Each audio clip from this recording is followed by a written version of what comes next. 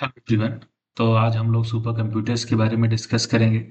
Super computers को लेके अलग अलग न्यूज़पेपर्स में लगातार जो आर्टिकल्स हैं वो पब्लिश होते रहते हैं।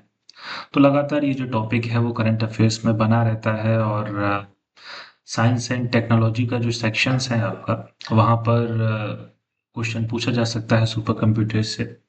तो आज हम लोग सुपर कंप्यूटर्स को डिफाइन करने की कोशिश करेंगे, उसको डिस्क्राइब करेंगे क्या होते हैं सुपर कंप्यूटर्स, कैसे एक नॉर्मल कंप्यूटर से ज़्यादा कैपेबल कंप्यूटिंग पावर इनके अंदर हमें देखने को मिलती है, क्या क्या क्या यूटिलिटी है उनकी अलग अलग स्फीयर के अंदर। इसके अलावा क्या क्या चैलेंजेस जुड़े हुए हैं सुपर कंप्यूटर्स को लेके, किस तरह के चैलेंजेस फेस करने पड़ते हैं, वो सारे चैलेंजेस को भी हम लोग यहाँ पे देखेंगे।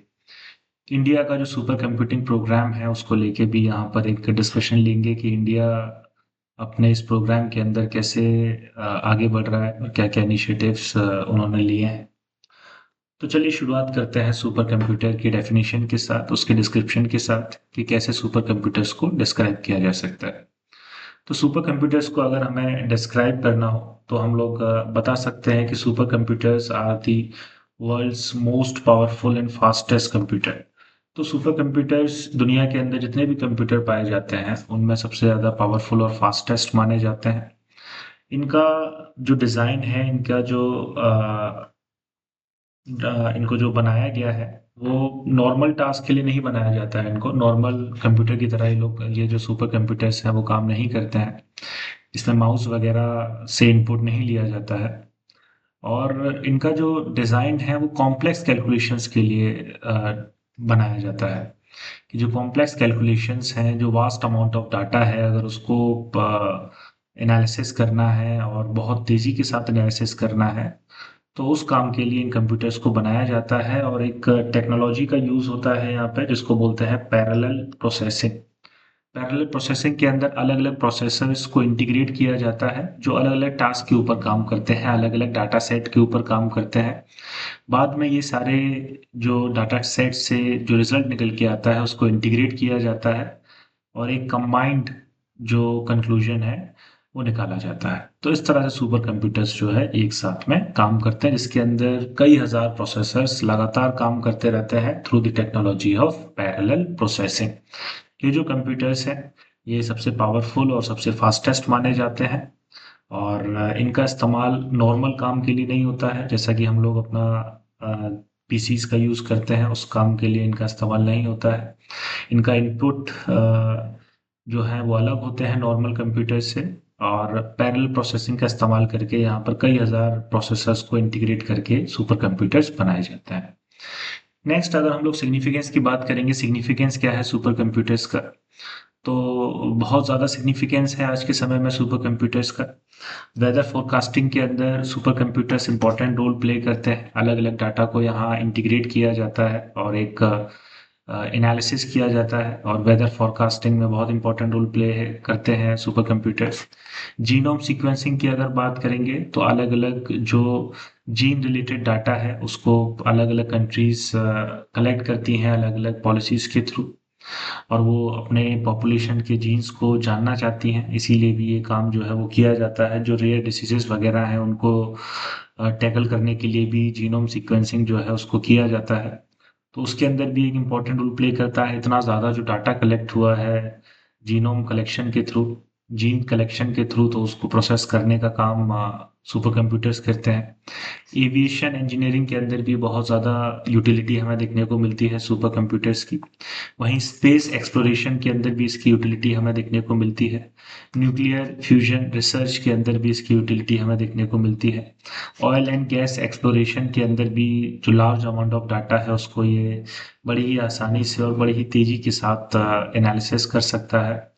और बाद में मिलिट्री और डिफेंस के अंदर भी हमें इसकी बहुत ज़्यादा यूटिलिटी देखने को मिलती है। तो इस तरह से सुपर कंप्यूटर्स की यूटिलिटी लगभग हर फील्ड में है और हर फील्ड में सुपर कंप्यूटर्स जो है आज के समय में अपना इम्पोर्टेंट जो रोल है, जो पिवटल रोल है उसको प्ले कर रहे हैं।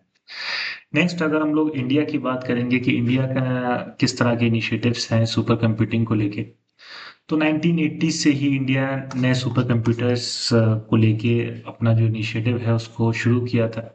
शुरू में जो वेस्टर्न कंट्रीज़ हैं, particularly United states of America, उससे मदद मांगी गई थी, लेकिन इस तरह के जो कंट्रीज़ हैं वो डिक्लाइन कर देते हैं इंडिया की मदद करने से। और बाद में इंडिया खुद ही अपने सुपर कंप्यूटर्स बनाने के लिए अलग अलग कोशिशें जो हैं वो की जाती हैं इंडिया की तरफ से। एक एपेक्स बॉडी है यहाँ पर, centre for development of advance computing, short में इसको CDEC कहा जाता है। ये एपेक्स बॉडी है सुपर कंप्यूटिंग डिवाइस को लेके, और जितने भी इनिशिएटिव सुपर कंप्यूटिंग डिवाइसेस को लेके इंडिया में लिए गए हैं उनको लीड किया है CDEC ने ही। 1991 में परम सीरीज के जो सुपर कंप्यूटर्स हैं उनको इंस्टॉल किया गया है अलग अलग एजुकेशनल इंस्टीट्यूशंस के अंदर। तो शुरुआत में परम सीरीज के बहुत सारे सुपर कंप्यूटर्स बनाए जाते हैं अलग अलग एजुकेशन इंस्टीट्यूशंस के अंदर, उनको प्लेस किया जाता है। इंडिया अपनी और सीरियसनेस दिखाता है सुपर कंप्यूटिंग को लेके, और फाइनली 2015 में नेशनल सुपर कंप्यूटिंग मिशन जो है लॉन्च किया जाता है। और इस नेशनल सुपर कंप्यूटिंग मिशन के तहत जो अलग अलग एजुकेशनल इंस्टीट्यूशंस हैं, प्रीमियर एजुकेशन इंस्टीट्यूशंस हैं, वहाँ नॉलेज हब बनाने की कोशिश की जाती है, इस तरह के सुपर कंप्यूटर्स को इंस्टॉल किया जाता है। अगर अभी की बात करेंगे तो ऐसा माना जाता है कि Airavat PSAI is the fastest super computer of India. तो आज के समय में एरावत PSAI इंडिया के अंदर सबसे फास्टेस्ट सुपर कंप्यूटर है। इसके अलावा कुछ और सुपर कंप्यूटर्स इंडिया के अंदर हमें देखने को मिलते हैं, जिसमें प्रत्यूष और मिहिर जो है वो इम्पोर्टेंट है। तो एग्जाम के अंदर पीटी में आपसे पूछ सकता है प्रत्यूष, मिहिर, एरावत, ये सारे जो, या परम सीरीज से कोई भी सुपर कंप्यूटर दे सकता है, और पूछ सकता है कि ये सारे जो टर्म्स हैं वो किस फील्ड से एसोसिएटेड हैं या किसको डिनोट कर रहा है। तो आपको पता होना चाहिए कि ये सारे जो टर्म्स हैं they are related with super computers. Next, अगर चैलेंजेस की बात करेंगे, सुपर कंप्यूटर्स को लेके किस तरह के चैलेंजेस फेस करने पड़ते हैं आज के समय में, तो बहुत सारे चैलेंजेस हैं सुपर कंप्यूटर्स को लेके। सबसे पहले इनका ह्यूज फिजिकल साइज, बहुत बड़े होते हैं सुपर कंप्यूटर्स। जैसा कि हमने बताया कि कई हज़ार प्रोसेसर्स को इकट्ठा करके एक सुपर कंप्यूटर बनाया जाता है, और पैरेलल प्रोसेसिंग की टेक्नोलॉजी जो है उसको यहाँ पर यूज़ किया जाता है। तो इसकी वजह से इनका साइज़ बहुत बड़ा हो जाता है और इनको हैंडल करना बहुत मुश्किल हो जाता है।